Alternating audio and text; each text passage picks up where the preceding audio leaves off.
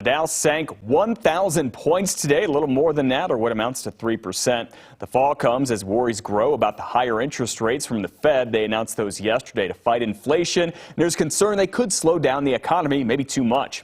The S&P 500 pulled back more than 3.5%, erasing a rally from yesterday and marking its biggest loss in almost 2 years. So big question, a lot of people are wondering right now, how much of the stock tumble has to do directly with the Fed Reserve rate hikes? Our digital data reporter DJ Summers is studying historical stock index data for us and has the answer. DJ, what did you find? Talia, the market doesn't always sync in lockstep when the Fed raises rates, but the Fed doesn't usually raise them as high as it did yesterday. Look, here's how the three big indexes moved during periods where rates went up. In all but 4 of these periods of time, the Dow Jones Industrial Average, the S&P 500, and the NASDAQ each gained value.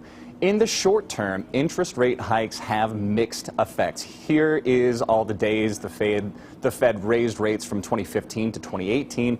Half the time, the S&P went up. The other half, it went down. Now, there's a big difference between those rate hikes and what's happening now. The Fed raised rates a lot higher. Look at this chart. This is how much rates have risen or fallen every time the Federal Reserve changed them. Remember, the Fed raised rates by ½ a point yesterday.